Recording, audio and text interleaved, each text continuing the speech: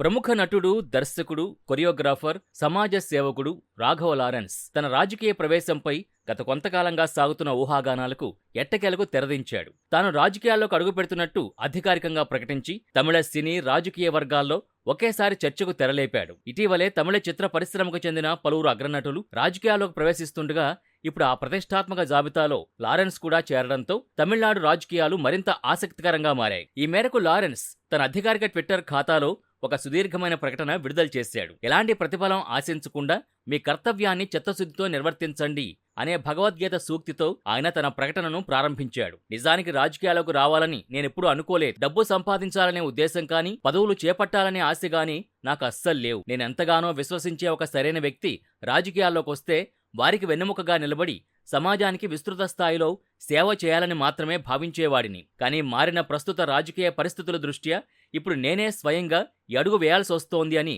Lawrence తన మనసులోని మాటను పంచుకున్నాడు. అయితే అతను ఏ రాజకీయ పార్టీలో చేరబోతున్నారనే విషయాన్ని మాత్రం వెల్లడించలేదు. రాజకీయ విశ్లేషకుల అంచనా ప్రకారం ఆయన తమిళ స్టార్ హీరో విజయ్ నేతృత్వంలోని అధికార తమిళగ వెట్రి కళగం టీవీకే పార్టీలో చేరతారనే ప్రచారం జోరుగా సాగుతోంది. ఇటీవలి తమిళనాడు అసెంబ్లీ ఎన్నికల్లో విజయ్ భారీ మెజార్టీతో గెలిచిన తిరుచి ఈస్ట్ నియోజకవర్గం ఉప ఎన్నికలో టీవీకే పార్టీ తరపున లారెన్స్ పోటీ చేసే అవకాశాలు ఎక్కువగా ఉన్నాయని భావిస్తున్నారు. విజయ్ పెరంబూర్, తిరుచి ఈస్ట్ స్థానాల నుంచి ఏకకాలంలో పోటీ చేసి రెండింట్లోనూ గెలిచినప్పటికీ ముఖ్యమంత్రిగా ప్రమాణ స్వీకారానికి ముందు సాంకేతిక కారణాల వల్ల తిరుచి స్థానానికి రాజీనామా చేయడంతో ఆ స్థానం ఖాళీ అయింది. లారెన్స్ కంటే ముందు ఇదే ఏడాది తమిళ చిత్ర పరిశ్రమకు చెందిన మరో ప్రముఖ నటుడు, దర్శకుడు సుందర్ సి కూడా ప్రత్యక్ష రాజకీయాల్లోకొచ్చారు. ఆయన ప్రధాన ప్రతిపక్షమైన అన్నాడీఎంకేతో పొత్తులో భాగంగా ఎన్డీఏ కూటమిలోని పీఎన్కే పార్టీ తరపున మధురై సెంట్రల్ నియోజకవర్గం నుంచి పోటీ చేశారు. అయితే అత్యంత ఉత్కంఠభరితంగా సాగిన ఆ ఎన్నికల్లో ఆయనకు ఆశించిన ఫలితం దక్కలేదు. కేవలం 33,538 ఓట్లతో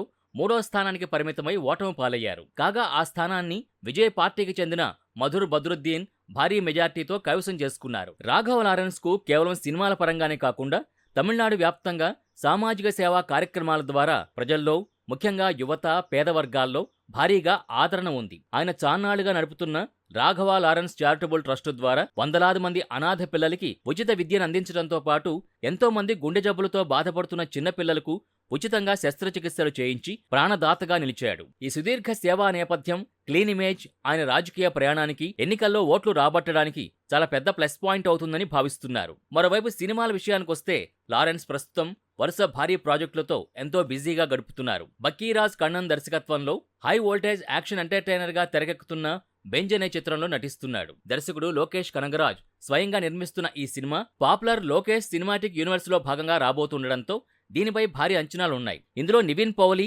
రవిమోహన్ సంయుక్త ప్రధాన పాత్రలు పోషిస్తున్నారు. దీంతో పాటు ఆయన స్వీయ దర్శకత్వంలో హారర్ కామెడీ జానర్లో సంచలన విజయం సాధించిన కాంచనా ఫ్రాంచైజీలో భాగంగా కాంచనా 4ను కూడా పట్టాలెక్కిస్తున్నాడు. ఇందులో పూజా హెగ్డే, నోరా ఫతేహి హీరోయిన్లు. ఇలా సినిమాల్లో అగ్ర కథానాయకుడిగా రాణిస్తూనే సమాజ మార్పు కోసం ఆయన తీసుకున్న రాజకీయ నిర్ణయం ఇప్పుడు కోలీవుడ్తో పాటు మొత్తం తమిళనాడులో హాట్ టాపిక్ గా మారింది.